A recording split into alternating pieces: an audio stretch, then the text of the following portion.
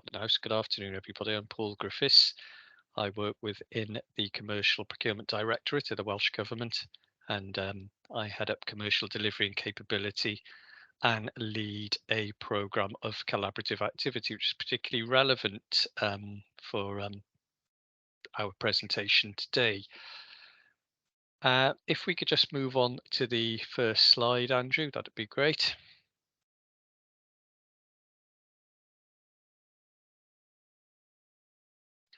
There we are. So today's session is the fourth in our spring series, exploring net zero and sustainability within procurement.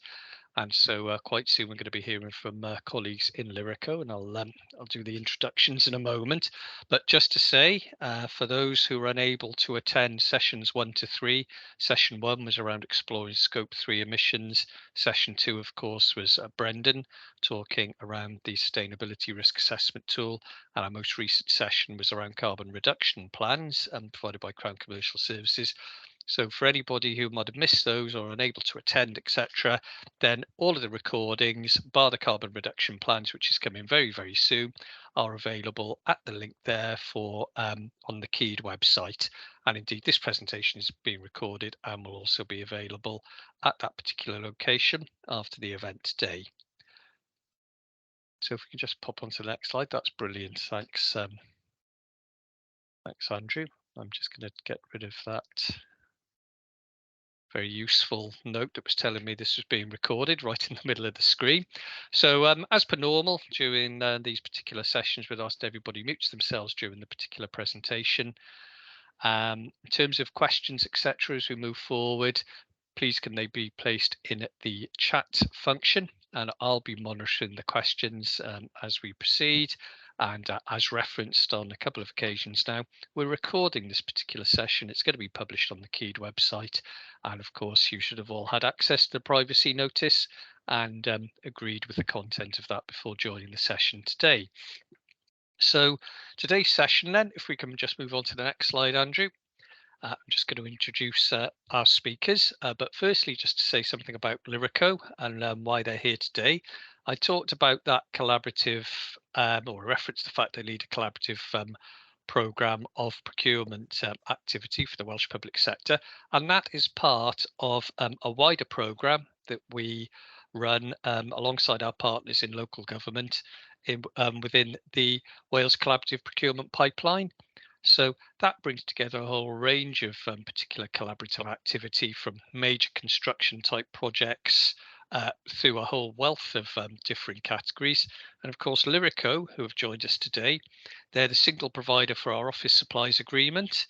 They're also a member of the PP and workwear framework, and they also have a key part to play in terms of the cleaning materials framework. So they're a member of that particular framework as well. So we know them well in terms of the work they do for us within the Welsh public sector. And we're very pleased that they're going to be joining us to speak to us about some of the great work they're doing around sustainability today.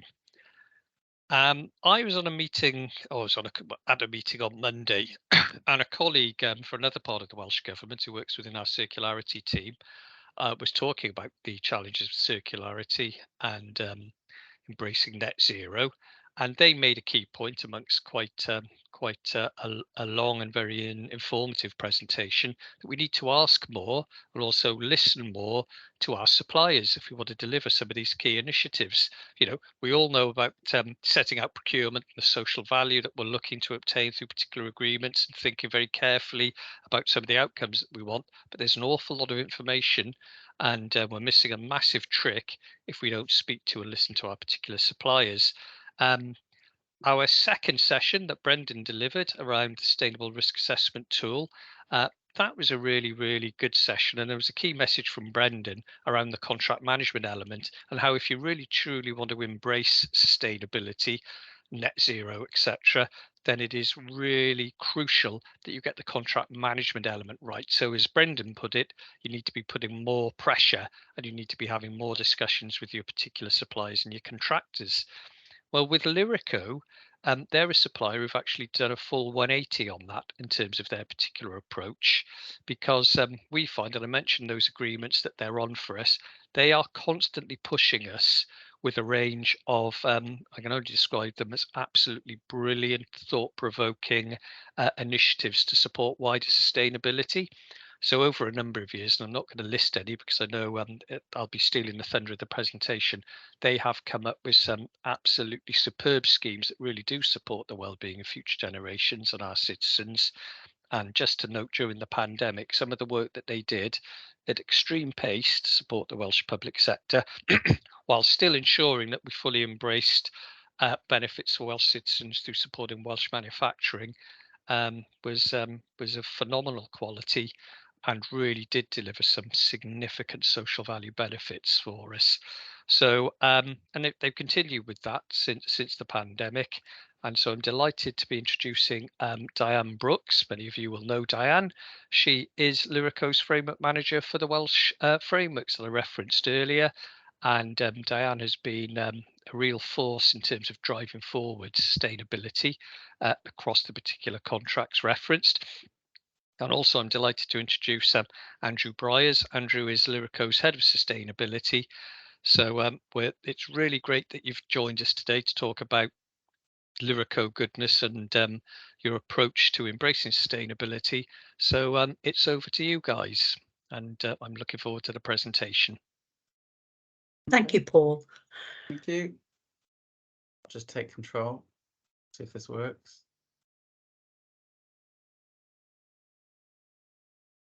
Move on. Can everyone, has that moved on for everyone else, just to double check? That's all good. A seamless transition. Oh, good. Thank you. So yeah, thank you very much, and good afternoon, everyone. So as mentioned, I'm Andrew Briers. I'm the head of sustainability at Lyreco for the UK and Ireland. Just to give you a quick background about what I do, my what I've done previously. I've worked for Lyreco for just under 2 years now, and before that I was in public sector higher education, really trying to embed sustainability from an operations and estates point of view, construction, procurement, different lots of different elements. And then coming into Lyreco is really a key. Sustainability is a key aspect that we've always done anyway. So a lot of the stuff I'm going to quickly go over isn't just because of my team, kind of me coming in, but we've done for a long time. But for me, it's really having that strategic focus on this area, building the team, and then also looking at new initiatives that we can kind of drive forward for our beneficiaries as an organisation. It mentions Lyreco Goodness at the beginning, so that's kind of where is the umbrella program of what we're doing, not just sustainability, but it's also that social responsibility, how we engage with our communities, our people, our customers, and more. It's more about working in a partnership rather than a kind of customer supplier basis. These are our kind of 4 key beneficiaries that we kind of make sure that we're supporting at all times, and hopefully there is an interaction with all of them, so that we kind of learn from those beneficiaries as well, and we can grow, but also we can support those for our employees, our key stakeholders, our suppliers, our community. I'm going to quickly go through. So when I came in, like I said, there was lots of stuff that we were doing, and I was quite keen to bring it into that strategic focus. So I kind of summarised them into 6 key objectives as an organisation, so that we're aligned to our business strategy as well. So I'm going to just give you an overview of these 6 objectives, and then Diane's going to give you a bit more detail about the work that she's doing on Level Up. So I'm not going to read a lot of the slides I'm showing you, because you can do that in your own time. Objective 1, though, is around our circular economy, but fundamentally we obviously there's a lot of products that we sell. What happens to the end of those the life of the products, but also the process that's involved with creating those products. And you'll see that there's another objective that really this ties into. about, you know, making sure that we're looking at supplying you with the what is classed as sustainable products and what goes into that assessment. But obviously there's an end of life that we need to look at, and how can we make sure that we're not that they just don't get disposed of, that there's longevity in what you buy. And so we work with a lot of suppliers externally to make sure that we're reducing the impact, that we can offer kind of recycling services. We have a number of recycling services that we have, such as kind of ink and toner and battery, cardboard, but we're growing that. So we're now a partner of Globe Chain, which is a reuse portal. We have lots of other things, which I've got a few slides on, but internally as well, a lot of we have to look at our own waste streams. The majority is reused, you know, it's pallets, or a big chunk is recycled.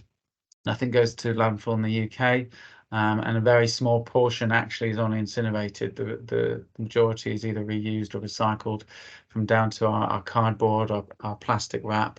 We're moving into reusable pallet bags instead of plastic wrap. We've moved to plastic-free kind of tape throughout our distribution centres. So there's lots of initiatives. We're also, you know, we're trialing, you know, taking cardboard, making it into animal bedding. Another thing that we're looking at doing is actually that cardboard can be turned into storage boxes that one of our suppliers then sells to our customers. So there's that whole circular economy aspect. And so yeah, there's lots of initiatives. We're always kind of thinking what's the next steps.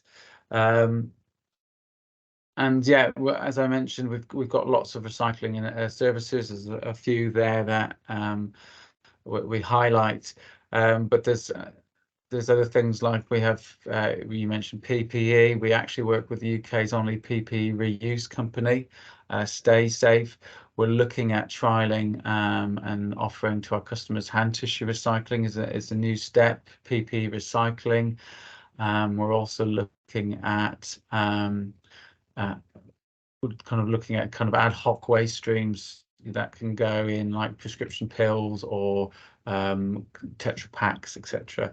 So it's really identifying those key areas and those waste streams that we can work with to offer kind of opportunities to recycle if possible. But ideally, it's making sure that when you buy that product, it can hopefully get refurbished, reused before you're actually going down that route.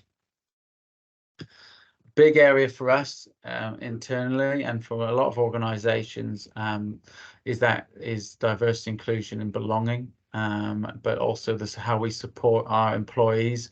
So we're really going through a whole change of enhancing our policies internally over the last kind of 12 months especially, and providing training and advice to lots of our colleagues.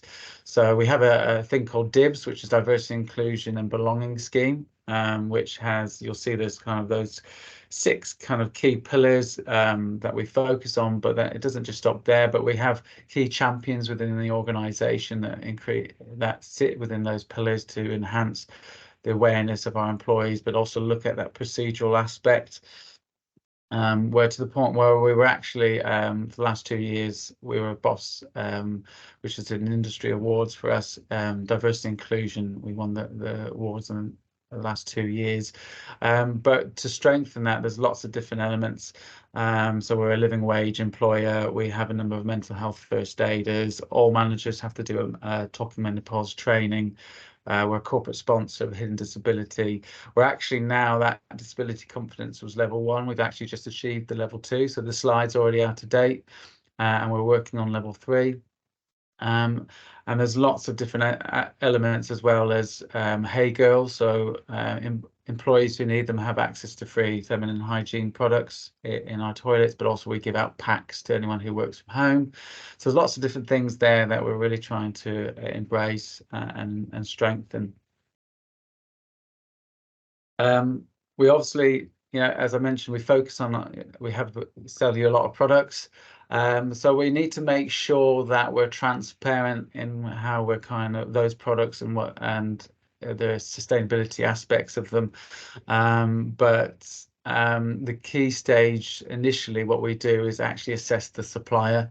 We have an online tool which we work with an organisation called Net Positive that you may have heard of, because I know that they work predominantly in the public sector, especially with higher education, NHS and the police. But we use that tool to understand where our suppliers are around sustainability as a business, but it also creates a bespoke action plan for them, so that we're supporting them and to work towards a roadmap of how they can strengthen that aspect. But we also are able to use that results to provide you with more information, because constantly our customers are kind of saying, well, we know what Lyreco do now, but what are your supply chain doing? And we're able to have those kind of honest and open conversations. Well, these are the suppliers you're using, and this is what they're doing around sustainability. That's the first step when we assess a product. So they must actually get a certain score, and we're constantly increasing that score. So we launched this last year, and the initial score they had to have was 20%. Now we're moving to 35% for next year, and then that will increase to around 50% for the following year. Once they've done that, we actually look at the product's packaging and recyclability by weight, and the product itself at the end of its life. Can it get recycled? Can it get reused? By its weight as well. For non-consuming products, that is especially applicable for. And if it doesn't hit 80% recyclability or reusability, then we don't even look at the product anymore for its sustainability credentials for our own assessment. So a product could still be FSC, which we'll advise, for example, but actually it might not have one of our kind of, you'll see those three labels there, the planet, people and community. And for us, it's having this strict methodology, which is in ISO 2400 guidelines. It has been checked for kind of greenwashing compliance and gets audited every year, because we want to make sure that our customers are confident in what we're doing. And we're also making sure that our assessment aligns to things similar to like B Corp and EcoVadis, so that we're doing that due diligence around our suppliers. So that when you see one of those labels, either people, planet, or community, that you know that we've done those checks, you know more about that product and why it's classed as sustainable. We also do lots of things as well to try and inform people. So we do have made in the UK and Ireland kind of labelling, because we're seeing a huge growth in kind of more local based manufacturers, and we're looking for those manufacturers anyway, to make sure that we can support the local economy as well. It's a big area for us. We've got EcoVadis Gold, and actually that's also out of date. We've also still kept the gold status for 2023 there as well. A big area that we've been doing for years is reducing our global impact. So if you do come on site, we actually generate more electricity from our on-site PV system. There's just under 14,000 PV panels on site. A big chunk has to be exported, but we actually produce more than we use. But anything that we do have to contractually purchase off the grid, we make sure that we have renewable contracts in place, but we're always trying to look at using the on-site electricity as much as possible before we actually have to buy in anything. And we also have now kind of 97 electric vehicles for that final mileage, and we're always growing that. Even our sales force are now moving towards electric vehicles when they come up to the end of their lease for their sales cars.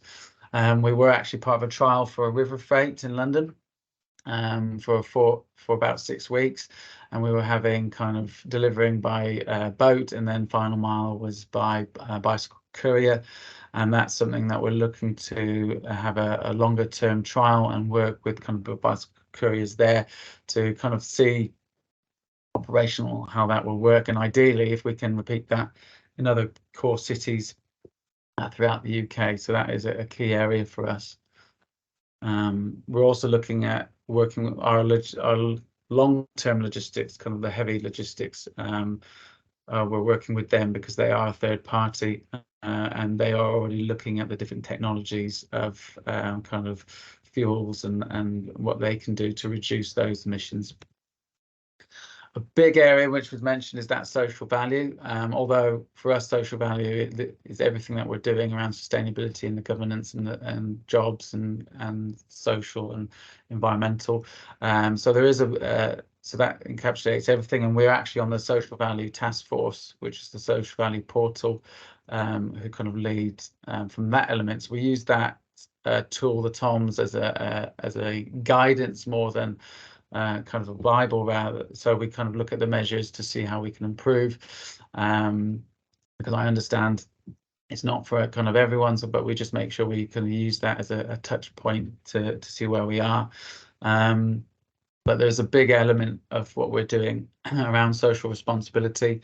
We have all employees get 2 days paid leave to work for a charity or an organisation or community project, and they can break that down into hours. And we saw over 1,000 hours last year, which was a huge increase of before when we offered those 2 days.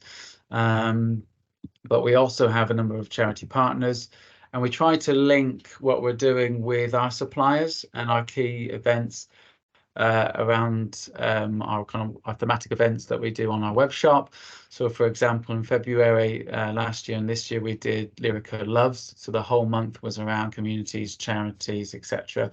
And actually, instead of having offers of products, there was a portion of the sales of the products went to our charity partners.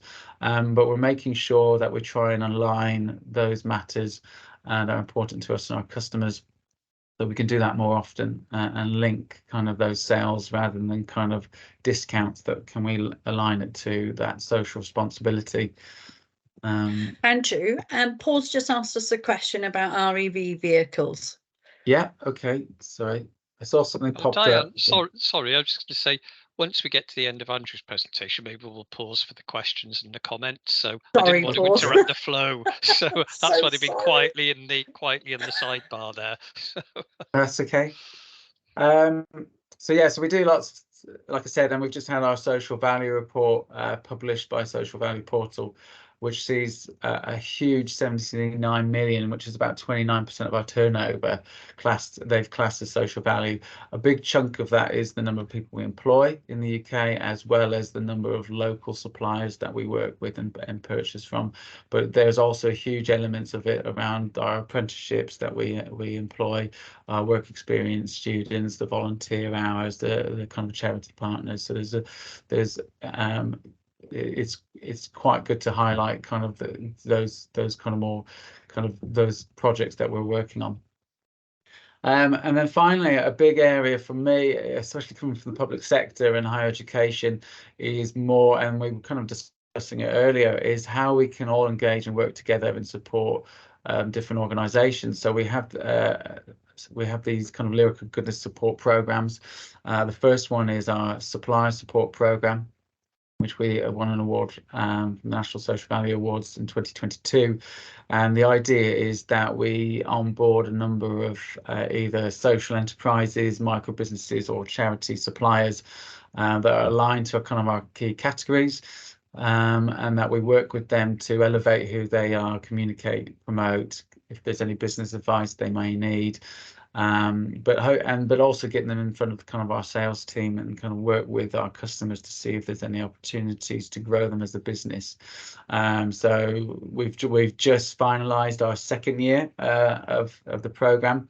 So you'll see there's some suppliers there that we're kind of working with. Elite, who are based in Wales. Clothing solutions, so they do branded kind of PP workwear. They also do workwear destruction. Oh, my power's just gone. My lights have just gone out. I'm not moving enough. So yeah, so they're a social enterprise to employ people with disabilities and vulnerable people and give them a kind of stepping stone to kind of further employment. And then there's other kind of, I won't go through all of the other organisations there, but that program is really trying to work with those suppliers that might be struggling, especially in the current climate. and we've just linked with Social Enterprise UK as well on their procurement program, so that we can try and identify new kind of suppliers out there. And then finally, before I hand over to Diane, another area that we're focusing on is our community and practice. So we do have a new network of suppliers and customers where we're offering kind of webinars similar to this with guest speakers that are external on different environmental and sustainability themes. And then the idea is also that can we have in-person kind of networking sessions, sharing best practice, and potentially opportunities where we can come into the customers and offer kind of give them kind of some advice around sustainability and how they can benefit. And it's linking those organisations together really. So that's a big area that we're focusing on at the moment. So Diane, do you want to take over? Do you want me? I'll do the slides. You're on mute. I was going to say now, Diane and Andrew, might be just an opportunity to pause for yes. Okay, yeah. A couple of the questions in the chat bar there. So firstly, Diane, I don't know if you're going to be talking about the pet bedding coming up, in which case it was just an observation. I was at a meeting on Monday with colleagues in health, and it was referenced that they're now fully embracing the cardboard recycling, which then ultimately gets turned into pet bedding. And they mentioned the fact that they'd linked up to South Wales Police. So I think they were looking at there, obviously the pet bedding, going over to the stables. So that's something they're currently exploring. So how circular is that? Exactly. So that was just a small addition because I had the benefit of hearing a presentation from them on Monday. But Andrew, it was a question around plastic wrapping.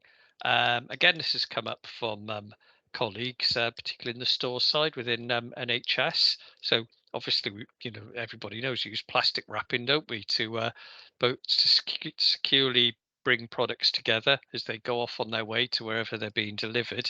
But you mentioned the pallet bags, and I was just wondering how that pilot was progressing, and is that something you're going to be rolling out and completely eliminating the use of the shrink wrapping? Yes, that's the final goal. Is that I literally had a update the other day. Is that we trialed at the end of last year a number of the pallet bags. They were successful. The idea would be to roll that out in key stages and key kind of product lines, but eventually move away from that plastic bags. I mean, we did also trial paper packaging as well, but we felt the pallet bags were actually a better initiative because it's stopping a waste stream altogether. So yeah, the idea would be that we eliminate. I mean, we currently recycle all the plastic wrapping at the moment anyway, so it's not a case that something doesn't happen with the waste stream. But yeah. Brilliant, thanks, Andrew. And that might be something, Diane, that we mentioned to NHS colleagues, to help with their stores functions, etc. And then finally, something that we're looking at doing across the public sector now. We've, I think my colleague Jonathan might well be on this call.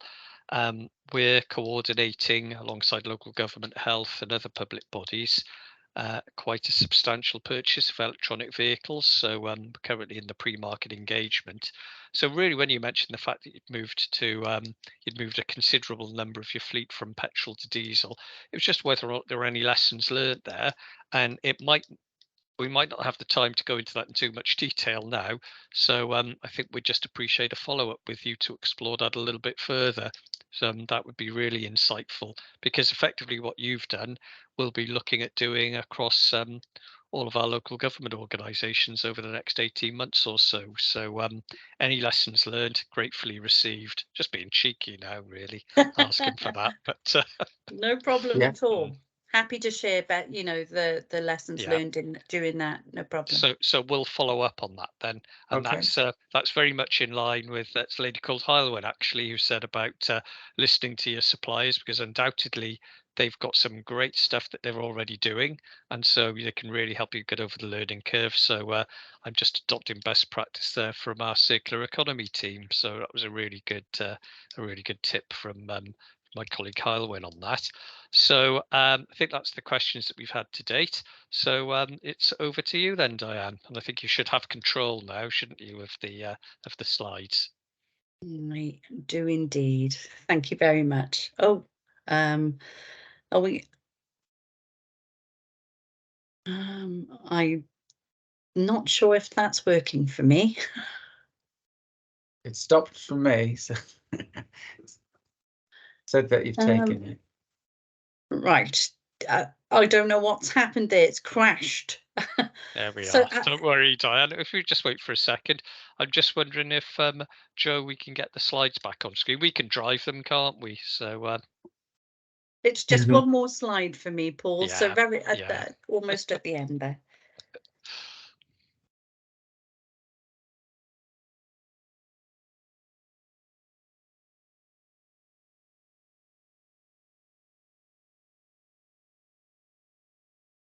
There we are. This is what would happen if you watch the presentation back on a very high speed. Oh, thanks, Paul. Don't know what happened then. So this is coming on to my sort of contribution to today, and thank you again, Paul, and the commercial delivery team for welcoming us and giving us the opportunity to speak about the work that we're doing. Levelling Up is a Lyreco scheme, and it's actually our long-term well-being commitment to Wales. So not only did Paul mention earlier that we look after the single source agreement for general office products, but we also are a member of the hygiene and the PPE frameworks.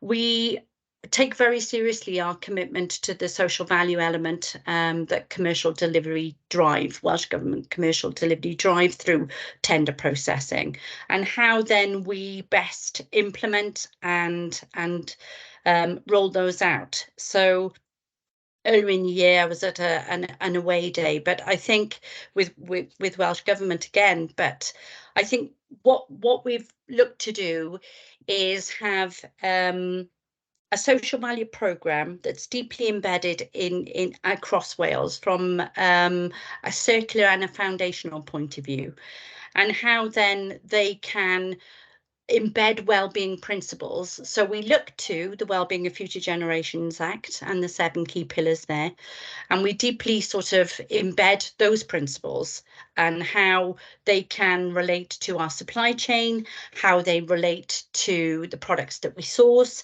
how they are packaged, how they are then sent out to our stakeholders.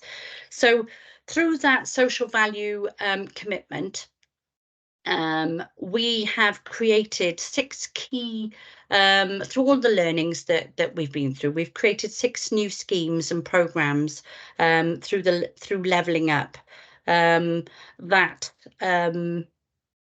do just that.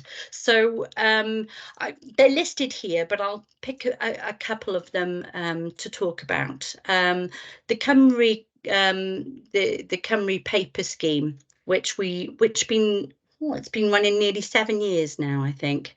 That's the Cymru Copier scheme, and that's working with a local social enterprise, Elite, which Andrew covered earlier, is one of the micro business programme suppliers as well. But they started life as a supported employment agency, looking to support long-term unemployed people and also disabled individuals, and then how they get them back into the community, how they get them back to work, and build those people up. And then they discovered or went into the commercial world, still as a social enterprise, but collecting sort of confidential documents, taking them back, shredding, and then recycling. So we were introduced to Elite, and it was a lovely sort of integration from our general office products framework, where we were looking to introduce 100% recycled grade paper, Copier paper, and also provide a really sustainable price on that sort of cut sheet. We partnered with Elite. We supplied the 100% recycled paper. Elite then went and picked up that paper through a confidential means and would take it back to their facility in Merthyr, shred that paper and recycle it. As I mentioned, that scheme has been running for 7 years now, and very proudly we have both supported the creation of 500 jobs across the heads, the valleys and beyond over that period of time through the disabled people that we've supported, apprenticeships and full-time employment and part-time employment.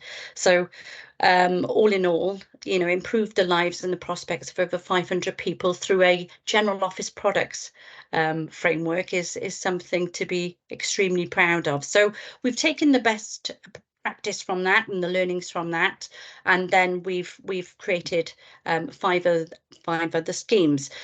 The other one I'd like to perhaps touch on is the Cymru Cadw Egni scheme, which is working with British Rototherm, a Welsh manufacturer that we partnered with during the pandemic. As Paul alluded to a little bit earlier, we sourced reusable face coverings and supplied them to every child in a school child across Wales during the pandemic, creating over 200 jobs just outside Port Talbot. And those jobs have been they've been kept and they've been, skilled up and they've been moved to different areas of the business. And we still continue to work, obviously, and partner with British Rototherm. But Cadw Egni is a scheme where we look at deploying micronics. So they are pieces of kit that sit non-invasively on cold and hot water pipes. And they allow you to measure, monitor and mitigate the energy loss through that. It's a brilliant way of monitoring and keeping costs down in terms of energy consumption. And obviously with net zero and all the commitments that we're driving towards in Wales to 2030, a really good sort of way to help achieve that. And of course, it's upskilling, it's creating again those jobs here, and really good R&D and opportunities, and in terms of keeping good skilled jobs in Wales rather than sort of losing them across the bridge, as can be the case. And then I suppose the last one I'll come on to is the Cymru Clean Air scheme. It's our latest, our newest scheme. It's partnering with a company called Vortex that are based out in Neath, and they produce proprietary intelligent pieces of kit that sit on, so they're external CO2 monitors, but they're environmental CO2 monitors, and they tell you what particulates are in that area, obviously CO2, but it allows a stakeholder, for example, whether you be a college, whether you be a university, a hospital, a local authority, a government building, to be able to monitor the spikes and the troughs over a period of time, and to be able to put in proper mitigations that allow you to bring down the CO2 and the impact on the environment, and obviously supporting better clean air. So those are, for example, three of the Cymru schemes that sit part of the levelling up commitment to Wales. And I'll, if there are any questions, I will come on to those. But that's how I see, sort of real social value working in terms of utilising public sector contracts and really delivering and measuring social value. And long may they continue. These schemes will run in perpetuity. These are for long term. They're not reactionary or short term. It enables Lyreco, with all the front end stuff that we've covered, to make sure that we're onshoring, that we have a robust supply chain in the UK, and that we're also working with social enterprise charities and smaller, micro businesses, but also SMEs, so that they can also benefit from large public sector contracts, that we're always, looking to keep the Welsh pound in Wales in this instance, but also pushing the opportunities down the supply chain, which enables us then to be as robust as we can. So sorry, hope that covers levelling up, but I wonder, oh gosh, there's some of your questions there, Paul. Thanks, Diane. Yeah, I just had a comment really. You mentioned the Cymru Copier scheme, and you pointed out how it had directly supported 500 people, people who, to be honest, have got some real social barriers. So really helped them progress in their own lives and careers, etc. So that in itself that's the real story. But I just plugged that into the Toms in a very crude manner. And I estimate that that's probably delivered at least £8 million worth of social value over the 7 years it's been operating. And in truth, if you were to break it down a bit more forensically, it would probably be more than that. So that is absolutely huge, isn't it? It just puts a value on the scale of that particular achievement, and it continues to go through from strength to strength, and evolving now into the Cymru cardboard scheme that we touched upon earlier, and you heard about from Andrew, and I mentioned about the link up between health and police forces. And another thing about these particular schemes, they actually contribute real-time cost savings to organisations as well. So not only are they really good to do in terms of wider sustainability, but while you might, for instance, invest a small amount into some of the monitors around the Cadw Egni scheme, the potential savings, particularly if you're a larger organisation with, how can I put it, a more challenging heating system that requires a lot of tinker. Your own boiler at home requires a lot of tinkering and maintenance. So imagine on the scale of a university, a hospital, or a big local authority office, etc. So these are systems that and Rototherm really are at the forefront of remote monitoring of differing systems. So this is completely up their street, as it were. And so these are tools, etc., that longer term can save massive amounts in terms of your own particular budgets, but also then will directly drive down the amount of carbon that you might be burning, etc., in terms of heating a building, etc. So lots of opportunities. I just wanted to pick up on Cymru clothing. We're really, really keen within the Welsh Government to support elite clothing solutions. And just to say for those on the call, it's not just elite. Elite are, effectively have sheltered workshop status, and they can also be engaged through our sheltered workshop PPE agreement as well.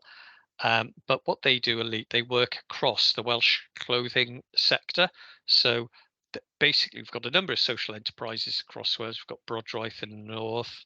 Yes. We've got a number dotted throughout Wales. I won't try and recall the names. Treorchy Sewing as well as another one. But elite bring them all together through this particular scheme. So that's how they're able to flex in terms of bigger opportunities and be able to then work alongside partners such as Lyreco. But I was just wondering, Diane, if you were having any luck in terms of, obviously, with your reach across the UK, we'd love to see you winning contracts for Elite and other Welsh suppliers that you support across the UK. And I was just wondering if there was any update on that. No problem if not. But no, absolutely. We have we tendered jointly through the Cymru clothing scheme for an opportunity with Mid and West Wales Fire Service.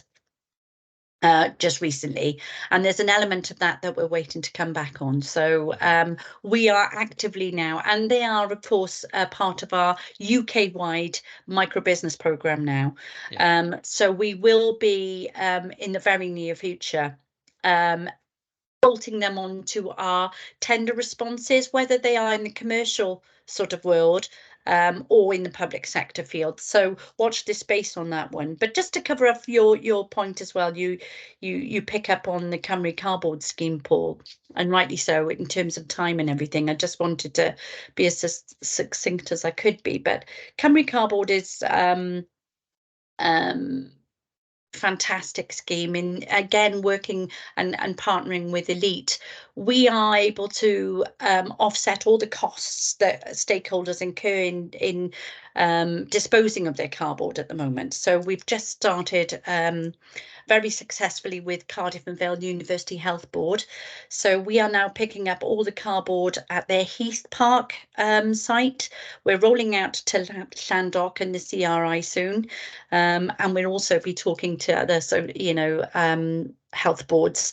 So mitigating a lot of front-end cost that they incurred to deal with their cardboard. But as we said, it is now going into sustainable PEP bedding, which can be bought back by different elements of the public sector, i.e. the South Wales Police in terms of their equine bedding that they require. But this is open to all of our stakeholders across all of our vertical, sort of stakeholders in Welsh public sector, colleges, universities, local authorities, and then and the wider piece.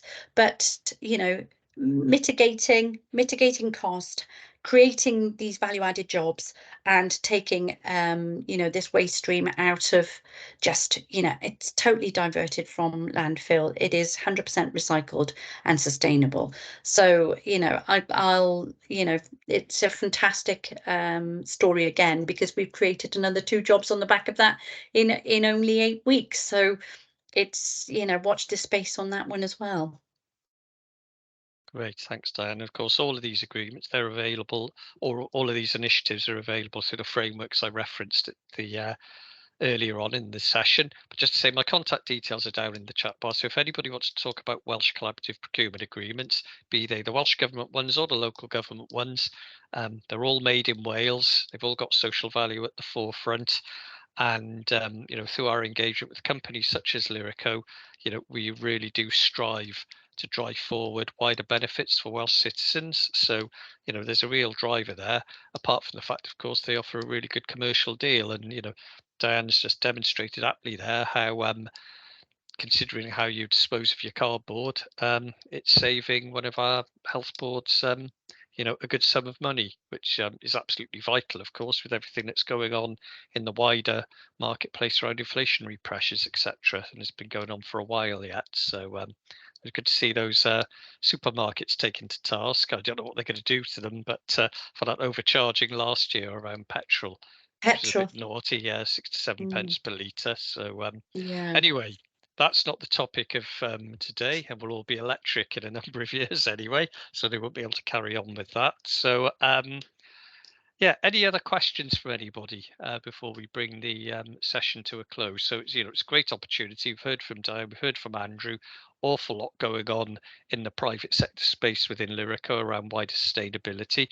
I've been taking the opportunity to hopefully put down a marker for a few lessons learned, because we can learn an awful lot from our suppliers, which is the key theme about today. And with Andrew and with Diane, we're very much pushing on an open door in terms of sharing that information, because they want to do what's right for Wales. So which is really, really positive. So we've got the final opportunity for anybody to raise a question. We'll accept hands up now. It's like the end of an auction, isn't it? So going once. We're waiting to see if we've got any bids from the internet. So nothing there. So we'll close the session now. I just wanted to, and I thank Darren and Andrew for joining us today. It was a really insightful session. You covered such a lot in such a short space of time, but to say there is a lot going on in terms of sustainability in relation to, and when we say sustainability in Wales, we do include the cultural and the social is really, really important in all that, as you might have gathered. So there's an awful lot going on in sustainability space within Lyreco, and we're really grateful to have that shared with us. So great opportunities for those people on the call to take advantage of all of those particular services or explore further. And as the slides come round, you'll have I don't know if we have got your contact details. We'll make sure contact Oh, details sick. for Yeah. Diane and Andrew are shared with everybody, and also myself, of course. That's really, really important. So a massive thank you to you both for joining us today. Thank you to all of those who joined us as well to listen in, and also to those in Top Gear style, for those watching the recording. And I hope you got an awful lot from the session. And yeah, thank you for just showing what can be done when we work with, when we listen to, when we challenge each other in terms of the supply side. And just as I say that, I think we might be having something coming through on the chat. So we'll wait now with eager anticipation. I think Theo is might be raising a question there. Oh. Oh, Theo, just thanking us for the presentation. So thank you for that comments there. Oh. And Joe has it's appreciated. And Joe has just made a note there that there was a survey for feedback, and of course I think we'll send that round as well, won't we, Joe? Post meeting. So massive thank you to you both. We'll let everybody head off 7 minutes early, so a chance for a quick cup of tea before your next meeting on Teams at 1 o'clock. So thanks all. Thanks. Thank you Thanks very again. much. Nice to meet Thank everyone. you. Thank you. Bye.